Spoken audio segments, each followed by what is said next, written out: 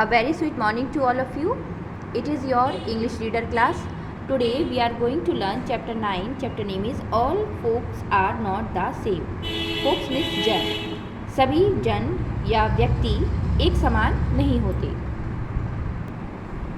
It is a story about a sage and his disciples. यह एक कहानी है एक साधु की और उसके शिष्य की. Now let's start the chapter. Once there lived a sage. एक बार एक ऋषि रहते थे.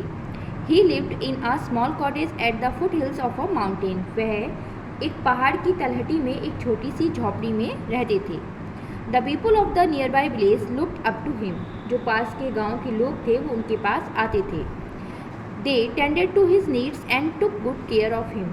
वे उनकी ज़रूरतों को देखता था और उसको दूर करने का प्रयास करता था और उनकी गुड केयर करता था. Young man came from far and near to become his disciples. जो युवा व्यक्ति थे वो दूर दूर से उसके शिष्य बनने के लिए आते थे. People travelled from distant lands to seek his advice on overcoming the challenges of daily life. वह लोगों की दैनिक जो चैलेंजेस चुनौतियाँ होती थी उन पर ध्यान नहीं देता था और जो वो लोग थे वो उसको बताते थे. तो वो साधु जो था वो उनकी चुनौतियों पर ध्यान नहीं देता था. They share their sorrow with him but the sage never showed much sympathy. वे अपने दुख को अपनी व्यथा को बताते थे लेकिन जो साधु था वो कभी भी ज़्यादा सहानुभूति नहीं दिखाता था. Instead he always advised them to change their way. बजाय इसके वो लोगों को हमेशा अपने तरीक़ों को बदलने की सलाह देता था. Once a prosperous merchant came to seek blessing for his family. एक बार एक समृद्ध व्यापारी आशीर्वाद लेने के लिए उसके पास आया. He was told that he was a greedy and selfish man who should give away his wealth to the poor. तब उस साधु ने उस समृद्ध व्यापारी से कहा कि तुम एक लालची और स्वार्थी इंसान हो और तुम्हें अपनी संपत्ति को गरीबों को दे देना चाहिए. When a peasant exhausts with the troubles of a hard life came looking for comfort, he received only hard words. जब एक किसान अपनी कठिन जीवन की मुसीबतों से थक गया और आराम की तलाश में उस साधु के पास आया तो उसे केवल हर्ष वर्ड्स मीन्स कठोर शब्द ही मिले. जो साधु ने कहा, Your laziness has made you fear hard work. तुम्हारा जो आलस्य है तुम्हें कड़ी मेहनत से डर बना लिया है. This is the cause of your misfortune. यह ही तुम्हारे दुर्भाग्य का कारण है. The sage disappointed words left people confuse. जो सेज साधु था ऋषि था उसके जो विवादित शब्द होते थे वो लोगों को निराश करते थे. One day a young man seeking to be a disciples came to him with great expectation. एक दिन एक शिष्य बनने की चाह रखने वाला एक युवक अपेक्षाओं के साथ उसके पास आया. But the says turn him away saying. लेकिन जो साधु था उसने उसे यह कहते हुए दूर कर दिया, you are foolish to think you can thus avoid your responsibilities. Go back to your parents and look after them. तुम इस बात से मूर्ख हो. तुम अपनी जिम्मेदारियों से भाग रहे हो और अपने माता पिता के पास वापस जाओ और उन्हें देखो. Clearly, the sage did not understand the needs of the people of their circumstances.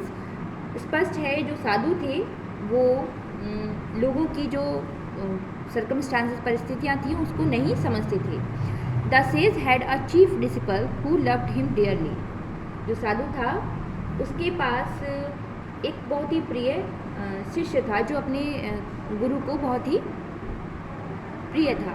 He saw that the sage attitude was making people unhappy and decided to speak with him. जब उसने देखा कि जो साधु है उसका एटीट्यूड जो उसका रवैया है वो लोगों के प्रति गलत है और लोगों को दुखी कर रहा है तो उसने सोचा कि एक दिन मैं उस ऋषि से बात करूँगा. One day he said to the sage. एक दिन उसने ऋषि से कहा, dear master people come to seek your blessing. लोग आप डियर मास्टर प्रिय गुरु आपके पास लोग आशीर्वाद लेने आते हैं. But instead receive rebuke. लेकिन वो आपसे प्रतिशोध ही लेते हैं। मीन्स रिप्यूक, उनको आप डांटते हो, उनको आप समझाते नहीं हो। They are saying you are a fault finder and are never satisfied. तब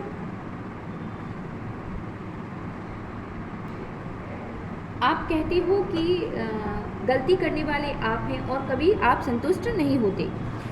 माई सन सेड द सेज, साधु था, उसने कहा मेरे बेटे, you wonder why I scold the people. आपको आश्चर्य है कि मैं लोगों को क्यों डांटता हूँ। ऑल्दो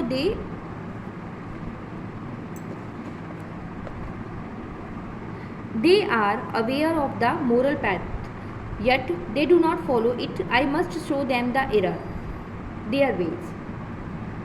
हालांकि नैतिक पथ के बारे में पता है, फिर भी वे इसका पालन नहीं करते हैं। मुझे इसको उन्हें दिखाना होगा। Master, the disciple sad respectfully. तब जो मास्टर था, गुरुजी थे, उन्होंने शिष्य ने आदरपूर्वक कहा, most people who visit you are households and have many responsibility. जो अधिकांश लोग हैं वे परेशान होते हैं और अपनी जिम्मेदारियों उन पर होती हैं। They know the moral way and they honour and respect them. वे अपने नैतिक तरीके जानते हैं और वे उसका सम्मान करते हैं। But they are unable to follow them fully. लेकिन वे पूरी तरह इसका पालन नहीं कर पाते हैं। Is that very wrong? क्या ये गलत है? Indeed it is. क्या वास्तव में यह है? Replied the sage sternly. ऋषि ने सख्ती से जवाब दिया। Every thinking person must do what is right and I must tell them what is it. हर सोच वाले व्यक्ति को वही करना चाहिए जो मुझे सही लगता है और मुझे उन्हें बताना होगा। If I fail to do so, अगर मैं इस तरह करने में असफल हो जाता हूँ, I would not be doing my duty, तो मैं अपना कर्तव्य नहीं कर रहा होता हूँ। The disciple kept quiet. जो शिष्य था वो शांत रहा। But he knew that the sage would never persuade peoples to act morally by scolding them. लेकिन वह जानता था कि ऋषि कभी भी लोगों को नैतिक रूप से डांट फटकार कर एग्री नहीं कर सकता है। Was it not better to show peoples where their duty lay by one's own action? Next morning when the sage sent for. क्या लोगों को ये दिखाना बेहतर नहीं था कि उसका कर्तव्य किसी के द्वारा किया गया है? नेक्स्ट मॉर्निंग, अगली सुबह, जो मुख्य शिष्य था वो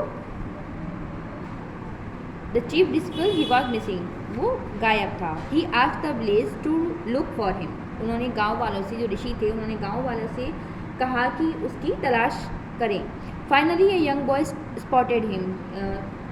आखिरकार एक युवा लड़के ने उसको देखा। The disciple was standing on the top of A hill and rolling stones down हिल। शिष्य एक पहाड़ी की चोटी पर खड़ा था और पत्थरों को नीचे गिरा रहा था। The master wants you, the boy said. जो बॉय था उसने कहा कि आपके गुरुजी आपको बुला रहे हैं। Tell him I am busy and will come after I have finished my work. उसने, जो शिष्य था, उसने कहा कि मैं अभी व्यस्त हूँ और अपना कार्य समाप्त करने के बाद ही आऊँगा। Answer the disciple. शिष्य ने उत्तर दिया। When the says heard what the disciple was doing. जब सेज, जो ऋषि थे, उन्होंने सुना कि वो उनका शिष्य क्या कर रहा है, ही बिकेम एंग्री। वे बहुत ही क्रोधित हो गए। He rush to the hill and shouted at him. वे हिल की तरफ, पहाड़ी की तरफ गए और उस पर चिल्लाने लगे। Why are you wasting your time rolling stones down hill. तुम अपना समय क्यों बर्बाद कर रहे हो इन स्टोन्स को रोल करके? I don't think hills, replied the disciples. जो शिष्य था उसने उत्तर दिया कि मुझे पहाड़ियाँ पसंद नहीं हैं।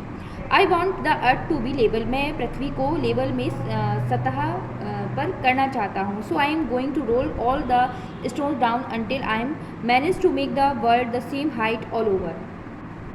इसीलिए मैं पत्थरों को नीचे रोल करने जा रहा हूँ जब तक कि मैं एक ऊंचाई बनाने में कामयाब नहीं हो जाता। The sage burst out laughing. जो ऋषि थे हंसते हुए बोले, यू फुलिश बॉय, मूर्ख लड़के। He said, do you think you can level hills by yourself. क्या तुमको लगता है कि तुम पहाड़ियों को समतल कर सकते हो? 1000 men working for 1000 years could not hope to level a single mountain.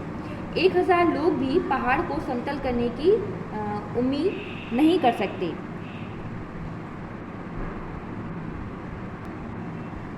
Stop being stubborn and came for your lesson. जिद्दी होना बंद करो और अपने लेसन के लिए आओ.